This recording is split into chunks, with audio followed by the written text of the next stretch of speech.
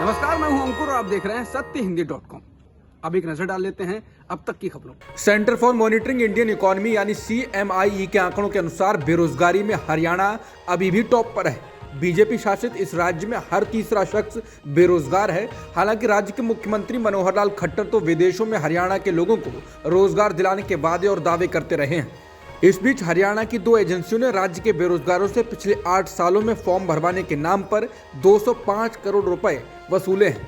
PTI के मुताबिक CMI ने दिसंबर 2022 का आंकड़ा जारी कर दिया है। उसके मुताबिक देश में बेरोजगारी दर बढ़कर 8.3% हो गई है। पीटीआई की रिपोर्ट के मुताबिक 2022 के आखिरी महीने में जहां शहरी बेरोजगारी दर 10% थी, वहीं दिसंबर के दौरान ग्रामीण बेरोजगारी दर 7.5 थी। राज्यों में बेरोजगारी दिसंबर में हरियाणा में सबसे अधिक 37.4% रही। इसके बाद राजस्थान में 28.5%, दिल्ली में 20.8%, बिहार में 19.1% और झारखंड में 18% रही। CMIE के नवीनतम बेरोजगारी आंकड़ों पर प्रतिक्रिया व्यक्त करते हुए हरियाणा के पूर्व मुख्यमंत्री भूपेंद्र सिंह हुड्डा ने कहा कि हरियाणा का 37.4% बेरोजगारी आंकड़ा राष्ट्रीय औसत से 4.5 गुना अधिक है। पिछले महीने हरियाणा में बेरोजगारी दर 30.6% थी और ऐसा लगता है कि हरियाणा हर बार बेरोजगारी के मामले में अपना ही रिकॉर्ड तोड़ता है। कांग्रेस नेता ने कहा कि जहां एक तरफ रोजगार के अवसर हर महीने नए निचले स्तर तक गिर रहे हैं, वहीं बीजेपी जेजेपी गठबंधन सरकार बेरोजगार युवाओं के भविष्य के साथ लगातार खिलवाड़ कर रही है। हरियाणा के सरकारी विभागों में करीब 2 लाख पद खाली पड़े हैं। इन पदों पर स्थायी भर्ती करने के बजाय सरकार कौशल रोजगार निगम के माध्यम से ठेके पर कर्मचारियों को नियुक्त करने की प्रथा को बढ़ावा दे रही है। सरकारी विभागों और पदों को लगातार खत्म किया जा रहा है। हरियाणा सरकार के कैबिनेट मंत्री संदीप सिंह पर यौन उत्पीड़न का आरोप लगाने वाली जूनियर महिला कोच ने कहा है उस पर चुप रहने को लेकर दबाव बनाया जा रहा है। महिला कोच ने इस बात का भी दावा किया है कि हरियाणा के मुख्यमंत्री मनोहर लाल खट्टर इस मामले में जांच को प्रभावित कर रहे हैं। बताना होगा कि महिला कोच ने आरोप लगाया था कि संदीप सिंह ने पिछले साल फरवरी से लेकर नवंबर तक उसका उत्पीड़न किया, उसे सोशल मीडिया पर लगातार मैसेज भेजे, गलत ढंग से छुआ और धमकाया। इस मामले में हरियाणा सरकार की ओर से बनाई गई SIT के सामने पेश होने के बाद महिला कोच ने ये गंभीर आरोप लगाए। उन्होंने पत्रकारों से कहा कि वो SIT को सब कुछ विस्तार से बता चुकी हैं और उन पर चुप रहने के लिए दबाव बनाया जा रहा है। महिला कोच ने पत्रकारों को बताया कि उन्हें कुछ ऐसे फोन आए हैं जिनमें उनसे कहा गया है कि वो देश छोड़ दें और जिस देश में चाहती हैं वहां चली जाएं और इसके लिए उन्हें हर महीने 1 करोड़ रुपए दिए जाएंगे। कांग्रेस के द्वारा निकाली जा रही भारत जोड़ो यात्रा बुधवार को पश्चिमी उत्तर प्रदेश के बागपत में चल रही है। 9 दिनों के ब्रेक के बाद ये यात्रा मंगलवार को दिल्ली के कश्मीरी गेट में मरघट हनुमान मंदिर से शुरू हुई थी और लोनी गाजियाबाद से होते हुए बागपत पहुंची थी। आगे इस यात्रा को हरियाणा से होते हुए पंजाब में जाना है। इस यात्रा का समापन कश्मीर में होगा। भारत जोड़ो यात्रा तमिलनाडु, केरल, कर्नाटक, आंध्र प्रदेश, तेलंगाना, महाराष्ट्र, मध्य प्रदेश, राजस्थान, हरियाणा का सफर तय करते हुए बीते दिनों दिल्ली पहुंची थी। भारत जोड़ो यात्रा कुल 3,570 किलोमीटर की है। ये यात्रा 3,000 किलोमीटर से ज्यादा का सफर तय कर चुकी है।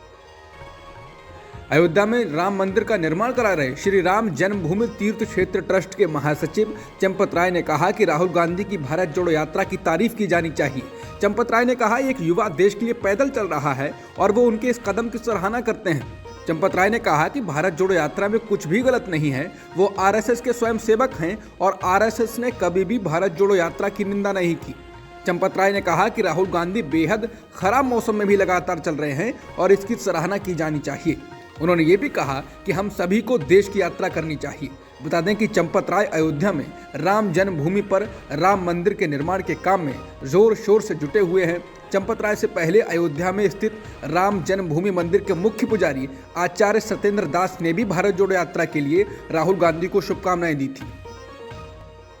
उत्तर प्रदेश बीजेपी ने लोकसभा चुनाव 2024 के लिए जोर शोर से तैयारी शुरू कर दी है। इसके लिए साल 2019 के लोकसभा चुनाव में जिन सीटों पर पार्टी को हार मिली थी, वहां पार्टी ने विस्तारकों को तैनात कर दिया है। पार्टी ने कुल 14 लोकसभा सीटों पर विस्तारकों को तैनात किया है। विस्तारकों के पास ये जिम्मेदारी रहेगी कि वो 2024 के लोकसभा चुनाव तक इन सीटों पर पार्टी के लिए रणनीति बनाने, कमजोरियों को पहचानने और उन्हें दूर करने और पार्टी कार्यकर्ताओं में जोश भरने का काम करेंगे। टाइम्स ऑफ इंडिया के मुताबिक कुछ दिन पहले हैदराबाद में बीजेपी के सभी विस्तारकों की एक बैठक हुई। इस बैठक में प्राथमिक, मंडल और बूथ लेवल पर पार्टी संगठन को मजबूत करने पर जोर दिया गया। बताना होगा कि राष्ट्रीय स्तर पर बीजेपी ने 160 सीटों की पहचान की है, जहां पर उसे 2019 के लोकसभा चुनाव में हार मिली थी। एएनआई के मुताबिक बीजेपी के एक नेता ने बताया कि इन 160 सीटों में से आधी सीटों पर जेपी नड्डा प्रचार करेंगे, जबकि बाकी सीटों पर केंद्रीय गृह मंत्री अमित शाह और रक्षा मंत्री राजनाथ सिंह पार्टी नेताओं और कार्यकर्ताओं के बीच पहुंचेंगे। इसके अलावा प्रधानमंत्री मोदी भी प्रचार को गति देंगे। नोटबंदी के फैसले को शिवसेना सांसद संजय राउत ने आर्थिक आतंकवाद बताया। उन्होंने कहा कि नोटबंदी के दौरान लोगों को अपनी जान तक गंवानी पड़ी थी। राउत की ये टिप्पणी सुप्रीम कोर्ट द्वारा नोटबंदी पर फैसला सुनाए जाने के बाद आई है। राउत ने कहा कि नोटबंदी के दौरान बैंक की कतार में हजारों लोग मारे गए, उनका जिम्मेदार कौन है? ये एक तरह से आर्थिक आतंकवाद था जो देश में लाया गया। हम न्यायमूर्ति नागरत्ना से सहमत हैं, जिन्होंने इसको अवैध करार दिया है, लेकिन फिर भी हम न्यायालय को नमस्कार करते हैं। राउत ने जस्टिस नागरत्ना का जिक्र इसलिए किया कि उन्होंने नोटबंदी पर सुप्रीम कोर्ट के फैसले से अलग राय रखी है। दरअसल नोटबंदी पर सुप्रीम कोर्ट की 5 जजों की संवैधानिक पीठ में से 4 ने सरकार के पक्ष में फैसला सुनाया। सिर्फ एकमात्र जज जस्टिस बीवी नागरत्ना ने तीखे सवाल करते हुए सरकार के खिलाफ फैसला सुनाया। जस्टिस नागरत्ना ने कहा था, आरबीआई ने नोटबंदी की सिफारिश में स्वतंत्र रूप से दिमाग नहीं लगाया, 24 घंटे में पूरी कवायद कर दी गई। मेरे विचार में 8 नवंबर 2016 की अधिसूचना के जरिए हुई नोटबंदी की घोषणा गैर कानूनी थी, लेकिन 2016 की स्थिति को अब बहाल नहीं किया जा सकता है। लेकिन जिस तरीके से इसे लागू किया गया वो कानून के अनुरूप नहीं था। मध्य प्रदेश के सागर जिले में बीजेपी के एक निलंबित नेता के होटल को जिला प्रशासन ने डायनामाइट लगाकर गिरा दिया। निलंबित बीजेपी नेता मिश्री चंद गुप्ता जगदीश यादव की हत्या के मामले में अभियुक्त हैं। सागर जिले में बीती 22 दिसंबर को जगदीश यादव के नाम के शख्स को कार ने कुचल दिया था, जिससे जगदीश यादव की मौत हो गई। इस मामले में मिश्री चंद गुप्ता और उनके परिवार के लोगों पर जगदीश यादव की हत्या का आरोप लगा। पुलिस ने हत्या का मुकदमा भी दर्ज किया। स्थानीय लोगों ने मिश्री चंद गुप्ता के खिलाफ कार्रवाई की मांग को लेकर प्रदर्शन किया था। गुप्ता के 5 मंजिला आलीशान होटल को गिराने के लिए जिला प्रशासन ने डायनामाइट का इस्तेमाल किया। इसका जो वीडियो सामने आया है उसमें दिखता है कि कुछ ही सेकंड में जयराम पैलेस नाम का यह आलीशान होटल ताज के पत्तों की तरह ढह गया। होटल को गिराने के लिए सरकारी कर्मचारियों ने 12 घंटे तक मेहनत की। इस दौरान इसमें डायनामाइट लगाने का काम किया गया। इसके साथ ही 80 किलो बारूद और जिलेटिन की 85 छड़ों का भी इस्तेमाल होटल को गिराने में किया गया। भारत के विदेश मंत्री एस जयशंकर ने अपनी 3 दिवसीय यूरोप यात्रा के दौरान ऑस्ट्रियाई पब्लिक ब्रॉडकास्टर ORF को इंटरव्यू दिया, जिसकी काफी चर्चा हो रही है। इस साक्षात्कार में उन्होंने भारत पाकिस्तान के बीच जंग की आशंकाओं को लेकर रूस के साथ भारत के गहरे रिश्तों से जुड़े सवालों पर काफी कुछ कहा।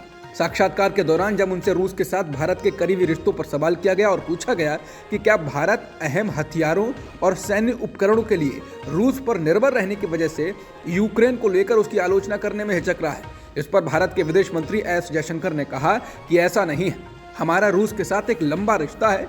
इस रिश्ते के इतिहास को देखना बहुत जरूरी है। ये रिश्ता उस दौर में बना था जब पश्चिमी लोकतांत्रिक देश सैन्य तानाशाही वाले देश पाकिस्तान को हथियारों से लैस कर रहे थे और भारत को अपनी सुरक्षा के लिए भी हथियार नहीं दे रहे थे। ऐसे में अगर हम सिद्धांतों की बात कर रहे हैं तो थोड़ा इतिहास के पन्ने पलटने चाहिए। वहीं पाकिस्तान को उनके द्वारा आतंकवाद का केंद्र बताए जाने को लेकर सवाल पूछे जाने पर उन्होंने कहा, एक राजनयिक होने का मतलब ये नहीं है कि आप सच नहीं बोल सकते। मैं एपिसेंटर यानी कि आतंक के केंद्र से ज्यादा सख्त शब्दों का इस्तेमाल कर सकता था।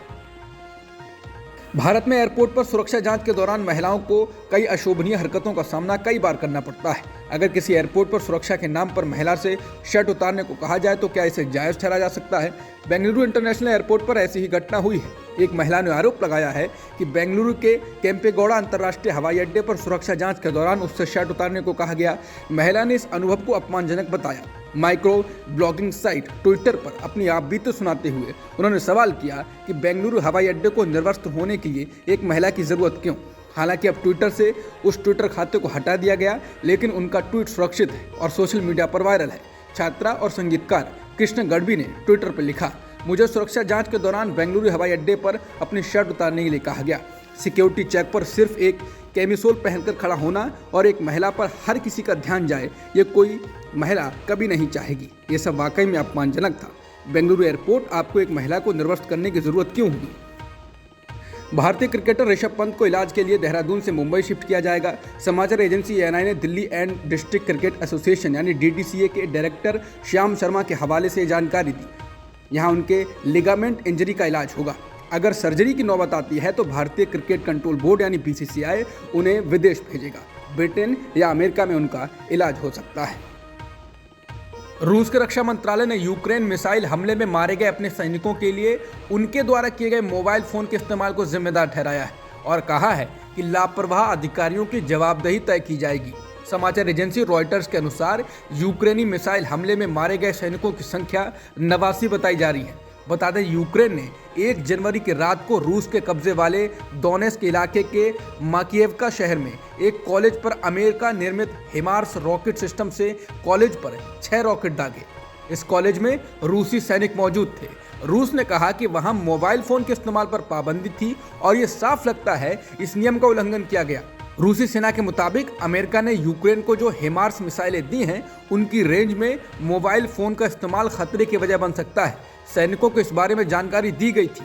बता दें, रूस की ओर से जहां 89 सैनिकों के मारे जाने की खबर आ रही है तो यूक्रेन की ओर से दावा किया जा रहा है कि इस हमले में 400 रूसी सैनिक मारे गए हैं और 300 घायल हुए हैं। अब तक की खबरों में इतना ही। बाकी खबरों के लिए बने रहिए सत्यहिंदी.com के साथ।